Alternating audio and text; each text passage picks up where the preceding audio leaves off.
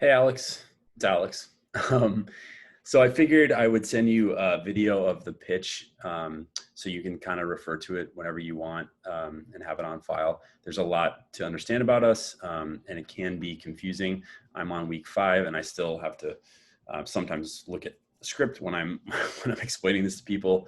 So I figured it'd be a lot easier if I just sent this to you and you can look at it at your leisure instead of having to, set some time for me because I know that you guys are running up against the wall with this RFP.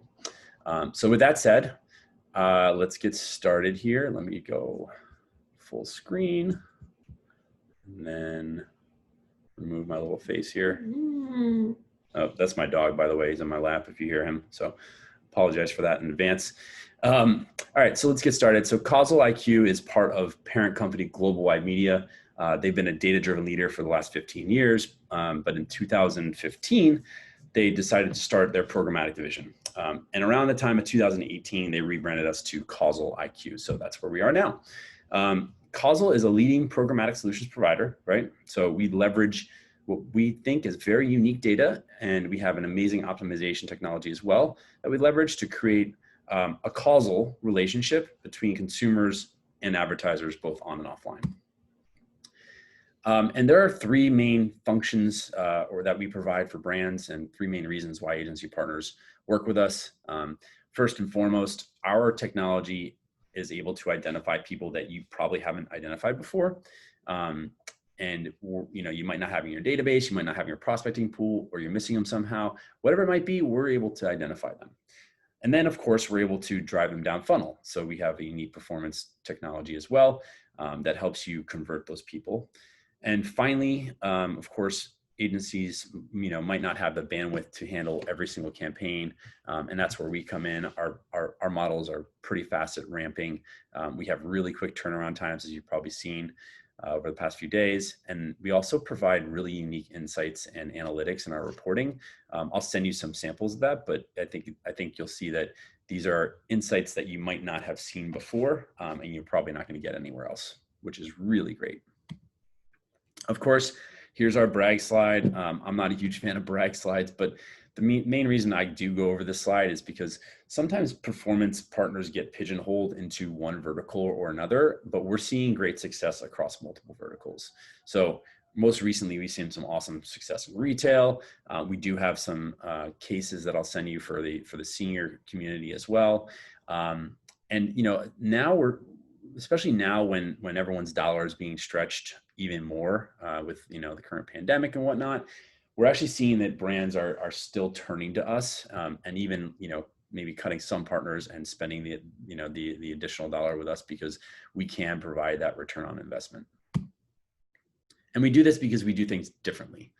So if you take away 3 main things here, I think that they're the 3 main things you need to take away. Excuse me. Let me go back here. There are 3 main things that you need to take away from this presentation, and that's our user profile database has about 2 billion global audience profiles in it. These are what we call verified user profiles, and I'll go into deep detail about what that means in a second. But we do have 280 million in the United States as well. Secondly, our multivariate optimization technology, that is the prospecting and the conversion tool that I was talking about before. But basically, it's a way of ranking profiles based on your campaign goals and then adjusting our bids accordingly. Of course, there's going to be a deep dive on that too in a second. And then finally, Ripple, our social graphing tool. So understanding the interconnectivity of all these different user profiles, how they interact with each other from a day-to-day basis, both on and offline, even on, and especially on social media, and using that to identify who is the influencer, who is the influencee, and then ultimately drive incrementality in your campaigns. So let's go into detail on our user file database. As I mentioned, there are 2 billion unique customer profiles that we have here, or verified user profiles.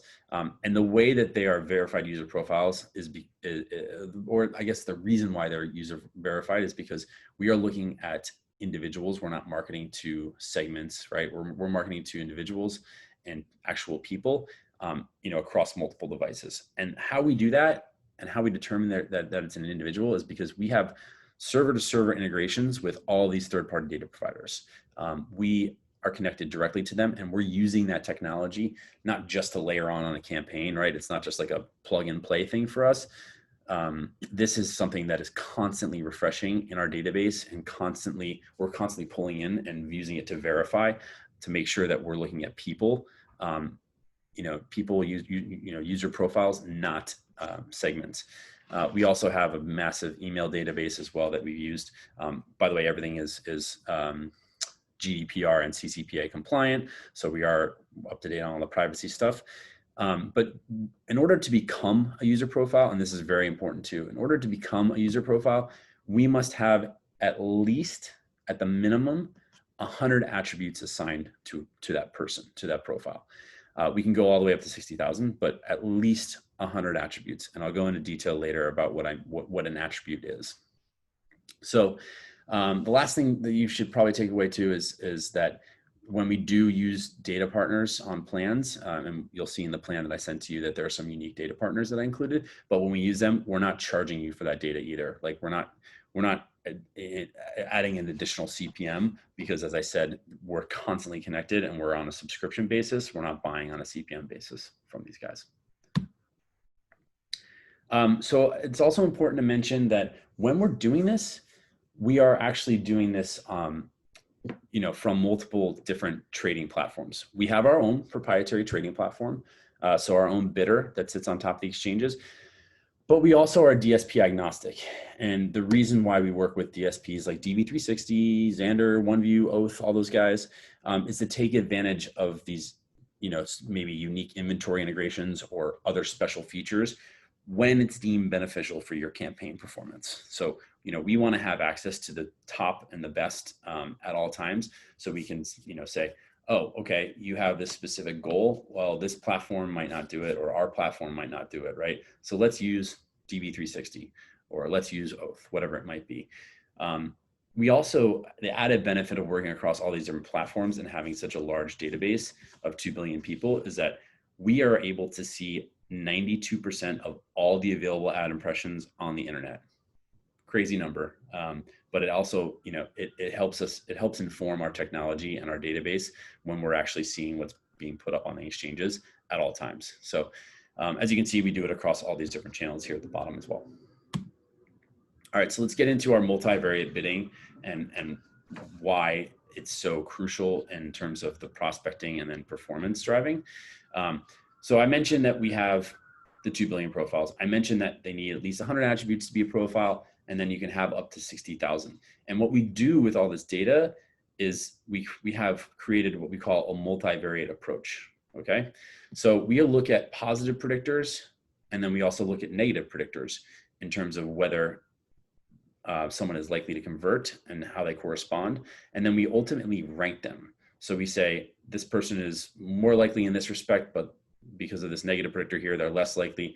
So let's rank this person and then adjust our bid accordingly. And I'll go give you a detailed view of what that looks like in a second. But first you have to understand how traditionally this an audience is developed in these platforms, right? I'm sure you've been in these platforms, or you might be in them all the time. But what you do normally when you go to set up your campaigns is, you'll set your budget parameters, you'll set your flight dates, and whatever the basic stuff is that you set up at the beginning.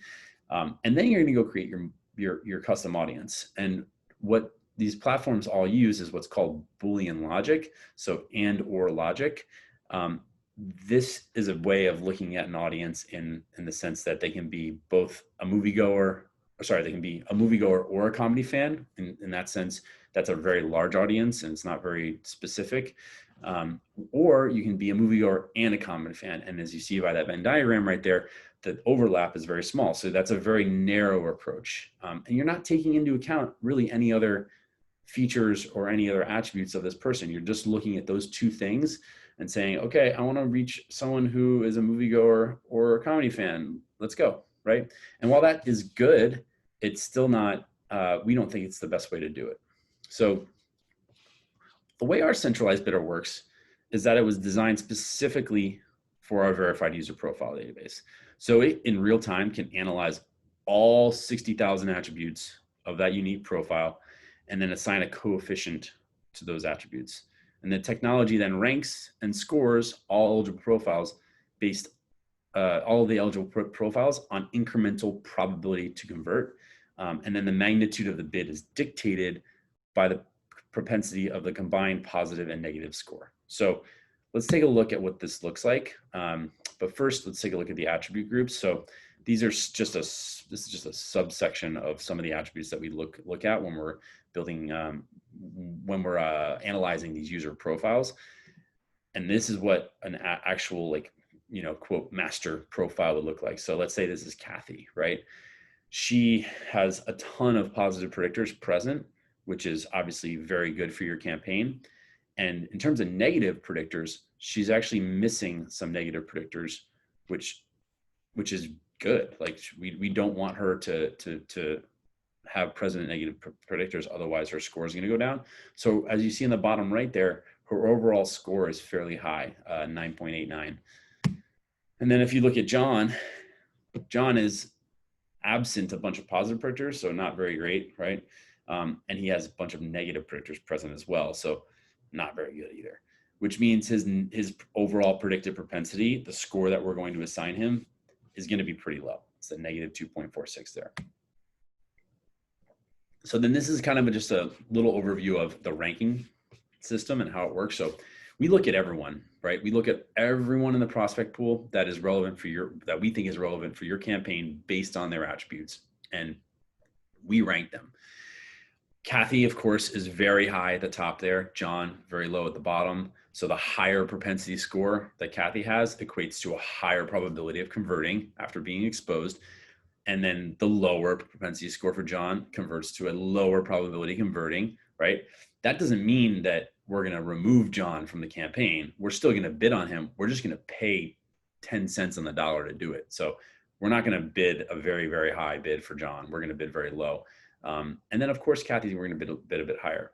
So this is kind of, if you think about it, it's kind of like mass scale and great efficiency combined together, which is why our prospect pool is so great, so large, and why we're able to drive so many conversions for our partners down funnel.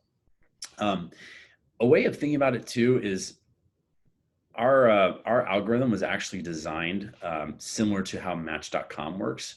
So if you're, if you're looking for some, like if you're on Match.com and you put in, like, I'll use myself as an example. I put in, I'm looking for a girl who likes dogs because I have a dog. I want someone that lives in my area. I want someone who's between the ages of 25 and 35. I want to, keep on going, right? And all these different things I'm looking for. Match.com might pair me up with someone that doesn't have a dog, kind of likes them, but prefers cats, right? So I might look at that at first and say, it's not the person I really want to talk to at this moment. Might message later, whatever. Maybe it takes a couple of weeks. Eventually I message the person, but let's say we hit it off and we go on a few dates and it works out. That's the same kind of logic that we're applying to this ranking technology. Ultimately, you could get a conversion. You just might not pay attention at the beginning as much, hence the lower bid. All right, so I hope that was pretty clear. Finally, we're going to go into Ripple here. Ripple, as I mentioned, is another key in-market differentiator for us. It stands for nothing. It means ripple effect. It's our social graphing tool, and it takes into account the influencing that we're accustomed to within our social media environment and our day-to-day environment. So our mantra here is, where there's an influencer, there's an opportunity. And as I said earlier, we're not talking about influencers that you follow on Instagram that drive Maseratis and have hundreds of millions of followers. We're talking about the everyday influencers, the people you're around all the time, the people that are cultivating what we call digital word of mouth, and even, of course, actual word of mouth for you. So there are three main ingredients that we use in Ripple to help drive incrementality in your campaigns. So first and foremost, we take public social data. So we get the data, and this is crazy. This is kind of a list here of places that we get it, but we get the data from, of course, Facebook and Instagram and anything that's public, but also like Tumblr, Twitter. We're connected through the Firehose, YouTube, Reddit, Firehouse, peer reviews, anything public. We're pulling from all these different sources.